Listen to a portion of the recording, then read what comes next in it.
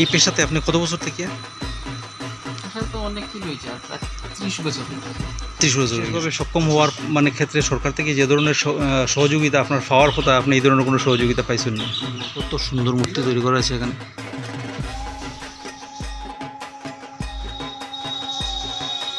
এটা হচ্ছে 42 নাগ। হ্যালো বন্ধুরা, মঞ্চলিতে তোমাদের স্বাগত জানাচ্ছি। আজ আমরা এসেছি বিপ্লব শিল্পকলাতে। এটা শিলচর সামানন্দ লেনে। এটা একটা মৃৎশিল্পালয়।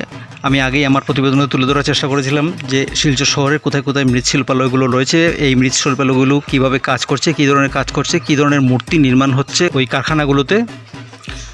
তো সেটা আমি তুলে ধরবো একে একে। শহরের সবকটা মৃৎশিল্পালয়ের তথ্যগুলো আমি তুলে ধরবো, আমি আগেই বলেছিলাম। তো সেজন্যই আজ এসেছি শিলচর সামানন্দ লেনের একটা 2 নম্বর লেন, বিপ্লব শিল্পকলা এই কারখানার নাম।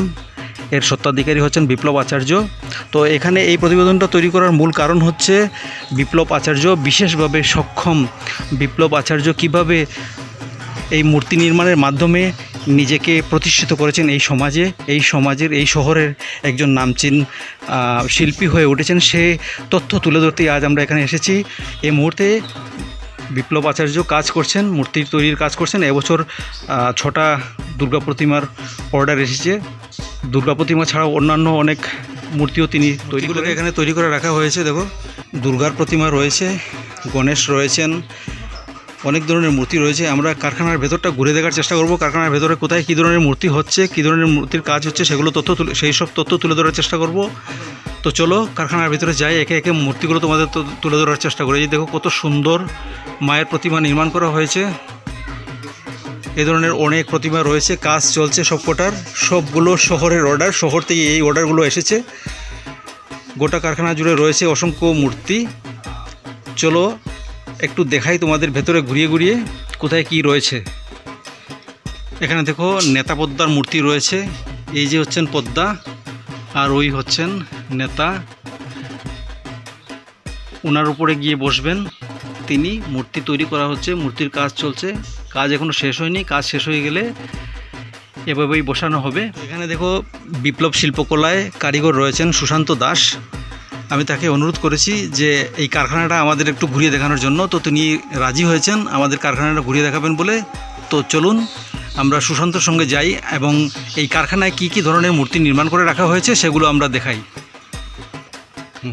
এটা দুর্গা। দুর্গা মানে এটা এক চালার দুর্গা? হ্যাঁ, এক চালের দুর্গা। এটা কোন জায়গা, অর্ডারটা কোন জায়গা থেকে এসেছে? এটা আমি বলতে পারবো না। ও, আপনি শুধু কাজ করছেন, জানেন না? জানি না। আর কোথায় কি রয়েছেন আমাদের দর্শকদের একটু দেখান না? সামনে রয়েছে, এখানে আছে আচ্ছা, 42 নাগ। কোথায়? ওইখানে রং করা একটা 42 নাগ। চলুন দেখাই 42 নাগ কি। ও, এই যে এটা হচ্ছে 42 নাগ। হ্যাঁ, এটা কোথাকার অর্ডার? এটা এখানে 42 নাগের মূর্তি না, এটা শিলচরের অর্ডার। আচ্ছা, আর কোথায় কি রয়েছে? এখানে গণেশ প্রতিমা তৈরি করে রাখা হয়েছে না? গণেশ প্রতিমা, আরও প্রতিমা রয়েছেন, কাজ চলছে প্রতিমাগুলোর। আপনি কত বছর থেকে এখানে কাজ করছেন বিপ্লব শিল্পকলায়? আমি এখানে নতুন ঢুকেছি। কত বছর হয়েছে? তবু কতদিন হয়েছে? 2 মাস, 1 মাস হয়েছে। আচ্ছা আচ্ছা, আপনার বাসা কোথায়? মেন বাসা কাটিগড়া। কাটিগড়াতে বাসা না? তার উপরে ভাড়া থাকে। আচ্ছা আচ্ছা। তো এখানে দেখো অনেক মূর্তি নির্মাণ করে রাখা হয়েছে। এই যে দেখো অনেক সুন্দর সুন্দর মূর্তি নির্মাণ করে রাখা হয়েছে, কাজ এখনো চলছে। এই যে দেখো, এই যে দেখো কাজ চলছে।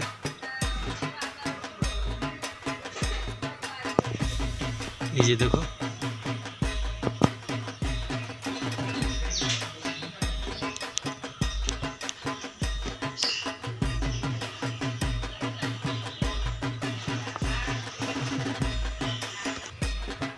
এই যে দেখে এখানে আরো মূর্তি রয়েছে। এই যে দেখো,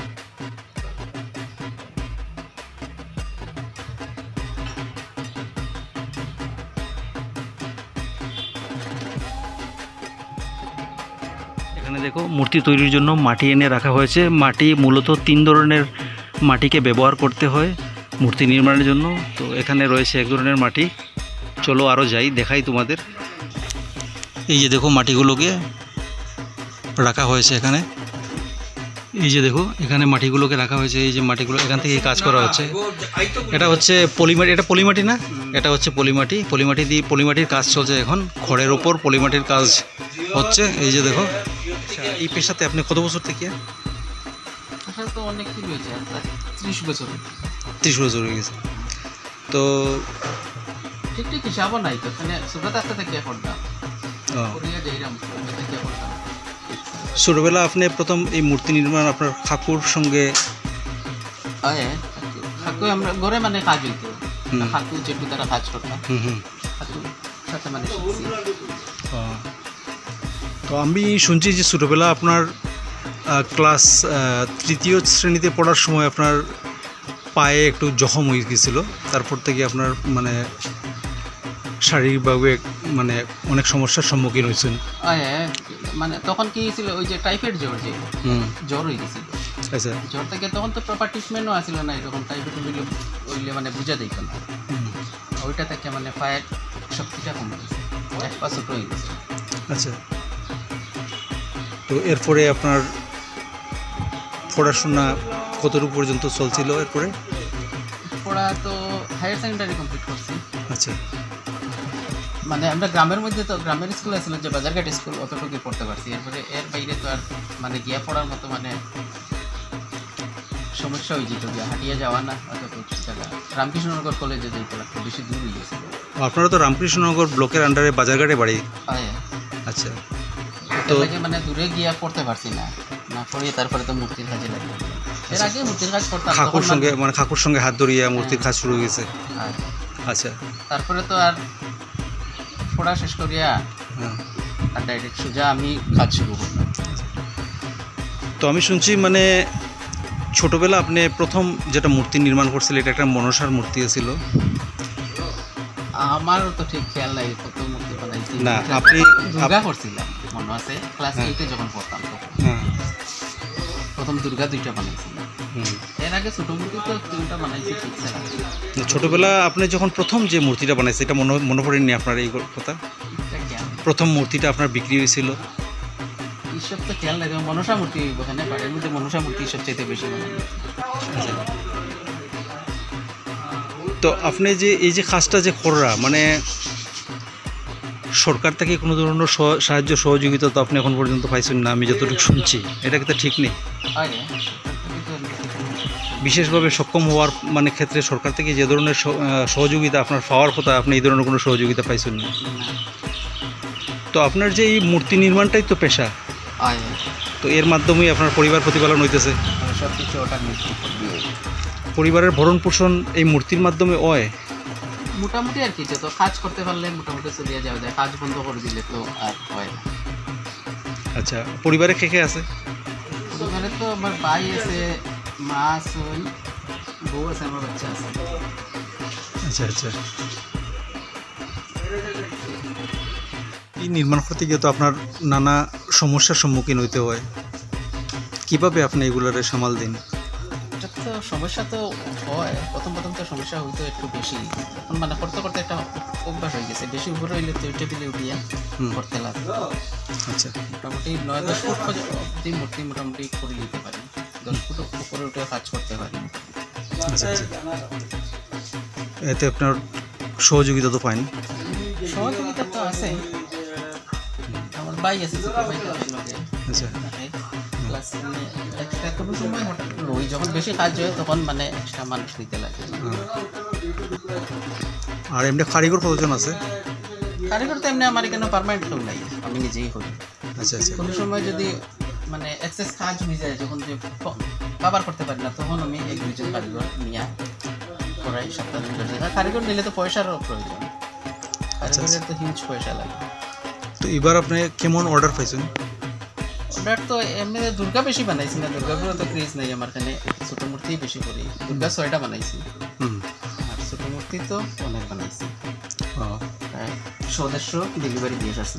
ছোটো মূর্তি বলতে আপনি মানে কিতা কিতা বানাইছেন এবার? আর মনসা বানাইছি, বিশ্বকর্মা, খালি সব কিছুই বানাই। আর এবার স্পেশালি একটা মানে সঞ্জয় মার্কেটের গণেশ, যে বড় গণেশটা, এটা করছিলাম। সঞ্জয় মার্কেটের বড় গণেশটা আপনি বানাইছেন? আচ্ছা আচ্ছা। এই যে জায়গাটা, যে জায়গাতে আপনি বানাইরা, এই কারখানাটা এটা কি তার নিজের জায়গাতে? না না, এটা ভাড়ানো হয়। কত টাকা দিয়ে ভাড়ানো হয়েছেন এটা? ভাড়া তো এখনো ফিক্স না, এটা ইয়ারলি দিই। আর আচ্ছা। যখন বেশি হয় তখন একটু বেশি দিতে লাগে, কম হইলে কম দিই। মানে মালিককে আমরা চিনা জানা মালিক, মানে এত বেশি যখন কাজ কম হয়েছে তখন তাই মতো ভাড়া নেই না। হুম। কম কাজ হইলে অত বেশি কিছু করি না ভাড়া।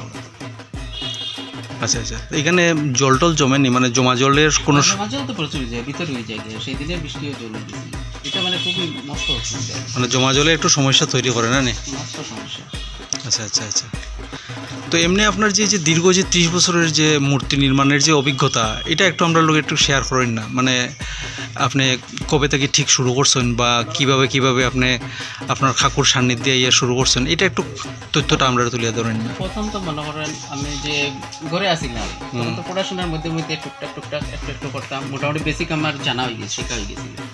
তারপরে দিকে তো পড়াশোনা শেষ হওয়ার পর থেকে তো কাজ পুরাই শুরু করে দিছি। তখন বাবা অসুস্থ হওয়ার পর থেকে আই গেছি শিলচা।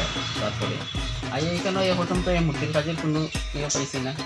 তারপরে একটা দোকানের মধ্যে ঢুকছি, ঢুকে একজনের আন্ডারে কাজ করছি, করিয়া মোটামুটি টুকটাক সব কিছু জানা হয়েছে। তারপরে দিকে আমি নিজে 3 বছর করছি একটা দোকানে, তারপরে আমি নিজে দোকান করছি। আর রামকৃষ্ণনগর থেকে যেখানে যে আইসুন, মানে কত ইংরেজিতে আইসুন? 2012। এই বছর যে মূর্তির অর্ডারগুলো আইছে, এগুলো কি মানে সব শহরের মূর্তি না শহরের বাইরে থেকে আইছে? না, আমার শহরেরই, এখানে আমার আশপাশ সব কিছু। আচ্ছা। আর আপনি কিতা একচালির মূর্তি উর্তি বানাননি না? সব সব আমেরিকান সবই একচুয়ালি খাটা হয়ে গেছে তো আলাদা। আচ্ছা আচ্ছা আচ্ছা। এদিকে আপনার ইয়ে ঘুরে গেছে। আচ্ছা আচ্ছা আচ্ছা আচ্ছা, ঠিক আছে। একচুয়ালি মূর্তি 10 ফুট হইব। হুম।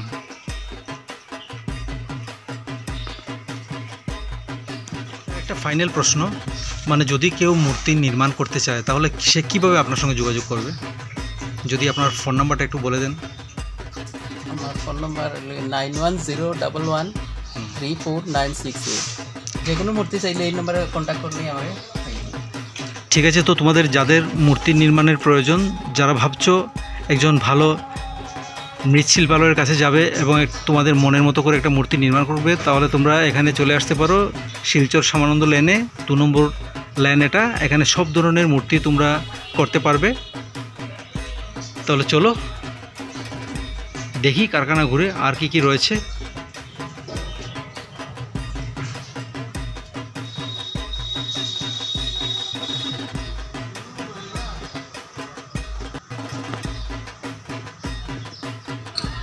আশা করছি প্রতিদিনটা তোমাদের ভালো লাগবে।